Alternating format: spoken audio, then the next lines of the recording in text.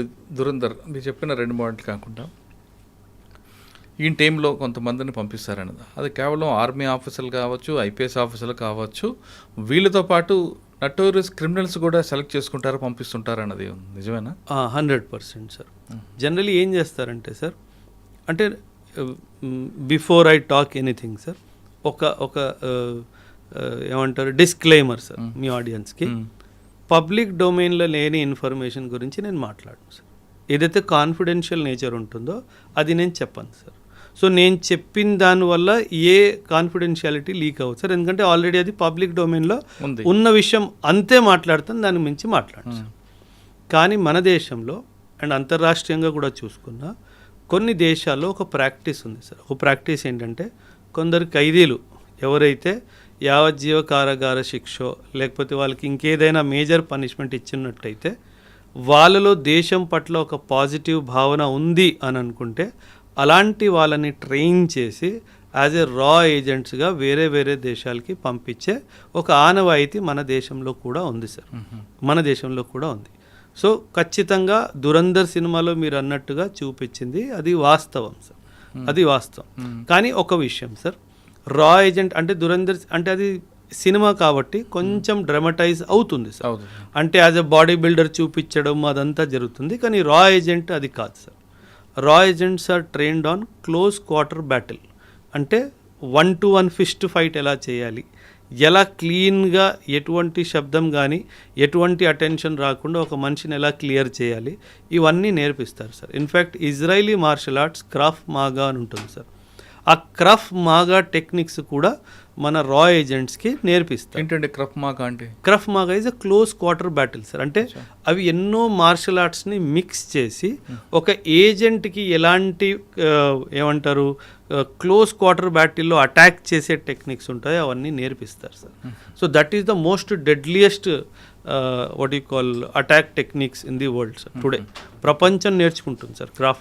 ఆ రా ఏజెంట్స్కి కవర్ ఎలా ఉంటుందండి? ఏ కవర్లో వెళ్ళదు? చాలా కవర్ ఉంటాయి సార్. ఇన్ఫ్యాక్ట్ మీరు ఇందాక అడిగిన ప్రశ్న ఇంకో ప్రశ్న మిగిలిపోయింది. లైక్ మీరు అన్నారు ఐపీఎస్ ఆఫీసర్లు ఉంటారా, ఆర్మీ వాళ్ళు ఉంటారా అన్నట్టుగా. సార్ యాక్చువల్లీ మీరు ఒక విషయం అర్థం చేసుకోండి సార్, రా works independently of the army, రా works independently of the police, రా works independently of the central armed police forces, CAPF కానీ సిఆర్పిఎఫ్ కానీ.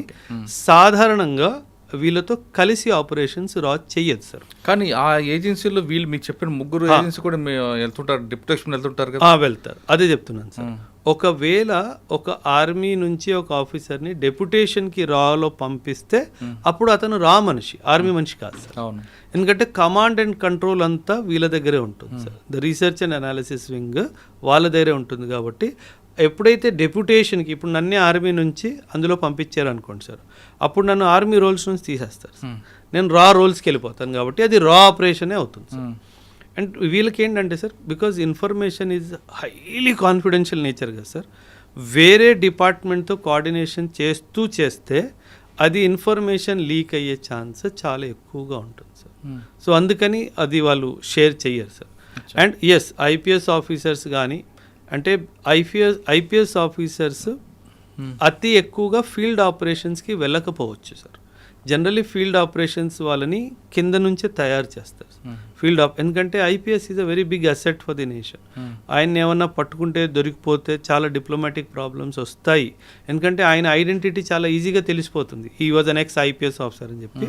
సో అలా కాకుండా ఒక చాలా నార్మల్ ఒక వ్యక్తి, సాధారణమైన వ్యక్తిని పట్టుకొని ఆయన కొన్ని విషయాలు చూస్తారు సార్. సాధారణంగా మనం ఏమనుకుంటామంటే సార్, రాకి నేను అప్లై చేశాను, నేను రాలో జాయిన్ అయ్యాను అని మనం అనుకుంటాం సార్. కానీ నిజం అది కాదు సార్. రా మిమ్మల్ని అప్లై చేసేలాగా చేస్తుంది సార్. అంటే రా వాళ్ళు మిమ్మల్ని తీసుకోవాలి అని ఫిక్స్ అయ్యారు అనుకుందాం సార్, మాకు మురళీ గారు కావాలి అని అనుకున్నాను సార్. ఆల్మోస్ట్ ఒక సంవత్సరంన్నర మిమ్మల్ని అబ్జర్వ్ చేస్తారు సార్. మీ మొత్తం అకౌంట్స్ అన్నీ హ్యాక్ అయిపోతే మీకు అసలు ఏం తెలియదు. మీ ఫోన్ హ్యాక్ అయిపోయిద్ది, మీ ల్యాప్టాప్ హ్యాక్ అయిపోయిద్ది, మీ ఇల్లు మొత్తం బగ్గింగ్ అయిపోయిద్ది సార్. మీరు ఎవరితో మాట్లాడుతున్నారు, మీరు ఏం చేస్తున్నారు అంతా వాళ్ళకి తెలిసిపోతుంది సార్. ఇక్కడ ఐడియా ఏంటంటే మురళీ గారి వీక్నెస్ ఏంటి పట్టుకోవాలి. మురళీ గారి వీక్నెస్ డబ్బా, మురళీ గారి వీక్నెస్ అమ్మాయా, మురళీ గారి వీక్నెస్ ఇంకేమైనా హోదానా, ఇవన్నీ తెలుసుకుంటారు. అచ్చా ఈ మనిషికి ఇలాంటి వీక్నెస్ ఏమీ లేవు, అండ్ దేశం పట్ల ఒక మంచి పాజిటివ్ మైండ్ సెట్ ఉంది అని అనిపిస్తే అప్పుడు మీ ద్వారానే వాళ్ళు అప్లికేషన్ పెట్టిస్తారు. ఎలా అంటే ఏవైతే రాకి సంబంధించిన పోస్టులు అవన్నీ ఉంటాయో అవి మీకు రీడైరెక్ట్ అవ్వడం స్టార్ట్ అవుతాయి డిజిటల్ సోర్స్ నుంచి. మీరేమనుకుంటారు నేనే అప్లై చేసానేమో అనుకుంటారు, కానీ అది రా వాళ్ళే పంపిస్తారు, మీరు అప్లై చేస్తారు. సో ఆ తర్వాత ట్రైనింగ్ ఆల్మోస్ట్ 1.5 to 2.5 years కూడా జరుగుతుంది సార్. ఎక్కడ ఉంటుందండి?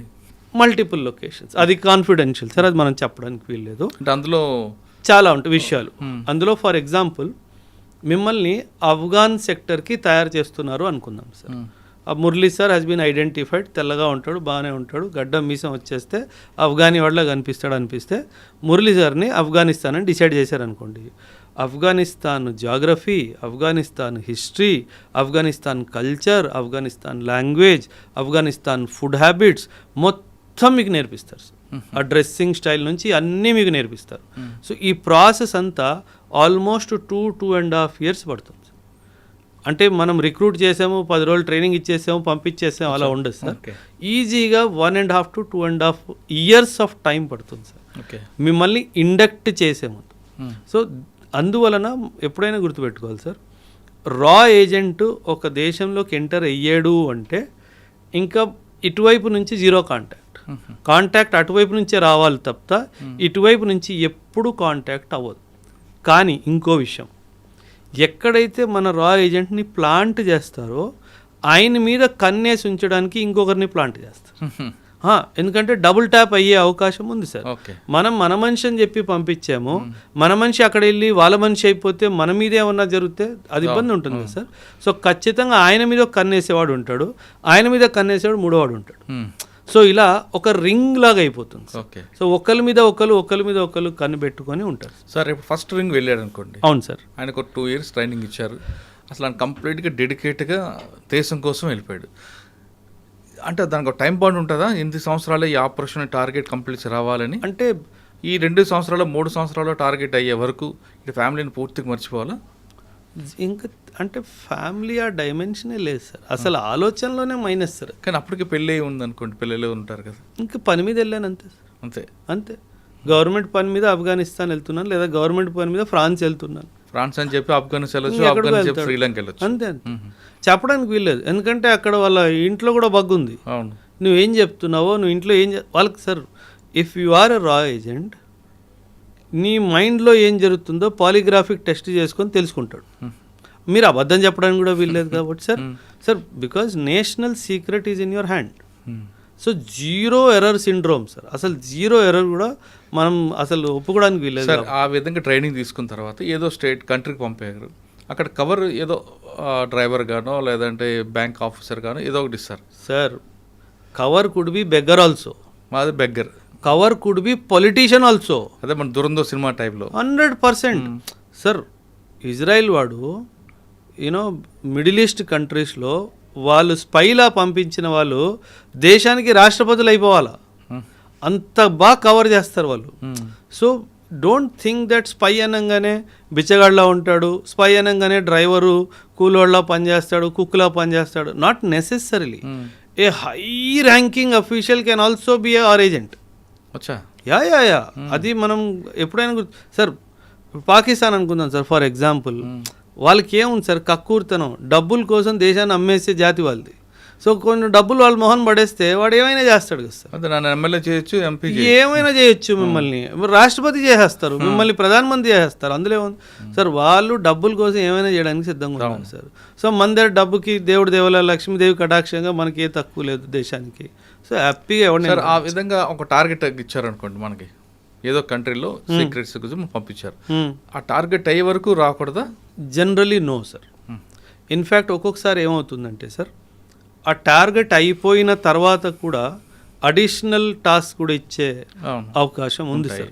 అంటే ఇప్పుడు ఫర్ ఎగ్జాంపుల్ ఒక ఏజెంట్ని ఒక లష్కరే తైబాకి చెందిన ఒక కమాండర్ని ఎలిమినేట్ చేయడానికి పంపించారు, రైట్ సార్. వీడు చాలా ఎక్సలెంట్గా ఒక 6 నెలలు 8 నెలలు టైం తీసుకొని వాడు మూమెంట్ అంతా ట్రాక్ చేసి అసలు 0 error తోటి వాడిని ఎలిమినేట్ చేయడం జరిగింది సార్. ఈ గన్మెన్ ఎపిసోడ్స్ నా బుర్రలో ఎన్ని ఎంటుకలు ఉన్నాయో దానికంటే ఎక్కువ ఉన్నాయి సార్. మ్మ్. సో ఇప్పటికొచ్చి వాస్తవం సార్, ఒక్క ప్లాన్ ఒక్క ఆపరేషన్ ఫెయిల్ అవ్వలేదు సార్. ఏనాడైనా గన్మెన్ దొరికిపోయాడా అని విన్నారా సార్? లేదు, ఉండదు. సమస్య లేదు సార్. అది ఏ కంట్రీలో ఉండదు. అది ఫుల్ ప్రూఫ్ సార్ అది. ఎందుకంటే వీళ్ళు చాలా ఎందుకంటే మీరు అన్నట్టు మీరు టైం స్లాగ్ వాళ్ళకి టైం ఉండదు సార్. వాళ్ళకి టార్గెట్, నీకు టార్గెట్ ఇచ్చాను. ఈ పాకిస్తానీ బ్రిగేడియర్ వీడు 1999 వార్లో మన దేశానికి అన్యాయంగా ఇచ్చేసాడు, ఇంతమంది సైనికుల్ని చంపించింది వీడిని ఎలిమినేట్ చేయాలి, నీ టార్గెట్ టైం తీసుకో.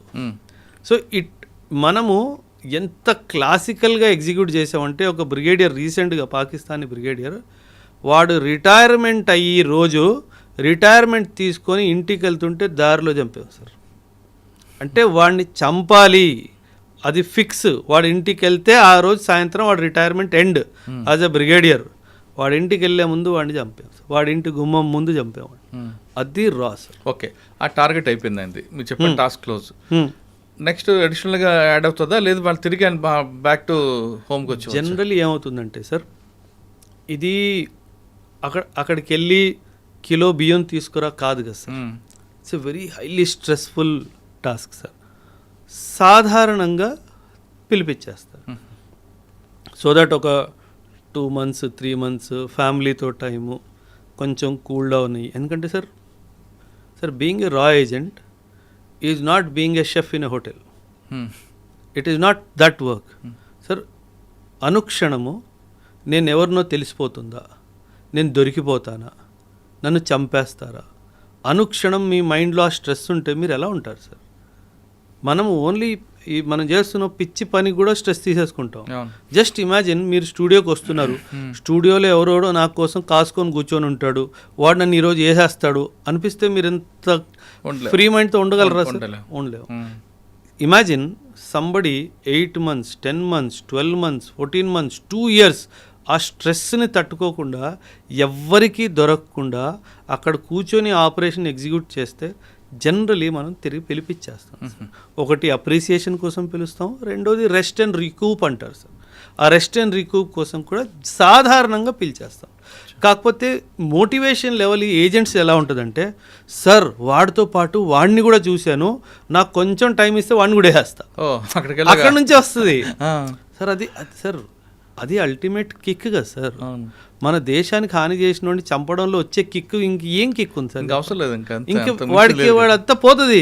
వాడిని నేను ఈరోజు వేసేసాను అన్న అనుభవము వాడిలో ఉన్న అలసట అంతా ఒక 5 seconds వ్యానిష్ అయిపోయింది. So that is how the entire scheme of రా ఏజెంట్స్ వర్క్ సార్. అక్కడికి వెళ్ళాక మీరు చెప్పినట్లుగా అసలు అందరూ దిగితే ఇంకా మజా వేరుంటుంది సార్. అంటే ఇంకా వాళ్ళు అహర్నిశలు దేశానికి వాళ్ళని వాళ్ళు సమర్పితం చేసేసుకున్నారు సార్. అంటే సార్ చూడండి, అంటే దాంట్లో రిటైర్మెంట్ అని ఉండదు. అదే చెప్తున్నాను సార్. చూడండి సార్, సూపర్. ఒక సైనికుడు దేశాన్ని సేవ చేస్తూ ప్రాణాన్ని కోల్పోతే ఒక మారటైర్ అని చెప్పి న్యూస్ పేపర్లో పెద్ద పెద్ద పొలిటీషియన్స్, పెద్ద పెద్ద సమాజానికి చెందిన వాళ్ళు వెళ్ళి వాళ్ళ రెస్పెక్ట్స్ వాళ్ళు ఇస్తారు. కానీ ఒక సైలెంట్గా ఒక ఏజెంట్కి ఏమైనా అయితే అసలు మావాడు కాదనేస్తారు కదా సార్. అంటే మన దేశము మనల్నే కాదు అని అనేస్తుంది, అయినా సరే మనం మన దేశం కోసం పోరాడాలి. ఆ ఆలోచన రావాలి అంటే మీరంతా కమిటెడ్గా ఉండాలి సార్. అసలు అది దాన్ని మించి లేదండి, అసలు లేదు కదా సార్. అంటే మన అందరికీ ఒక రికగ్నిషన్ మనకు పురుగు ఉంటుంది. ఒరే నేను చేశానని చెప్పరా, నేను చేశాను రా, వాడికి అసలు ఆ ఫీలింగే లేదు కదా సార్. అయితే చేశాను లేదా అంతే సార్, అయితే చేశాను లేకపోతే పోతాను అంతే. 3వ ఆప్షన్ లేదు కదా సార్ అక్కడ. అంటే అక్కడ నేను దొరికిపోతే వీళ్ళు ఫోన్ చేస్తే నన్ను పంపించేస్తారు, లేదు కదా సార్. అది గుర్తుపెట్టుకోవాలి సార్.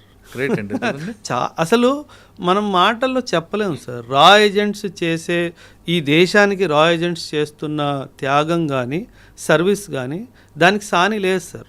ఇంక దానికి కంపారిజనే లేదు సార్, అసలు చేయడానికి వీల్లేదు.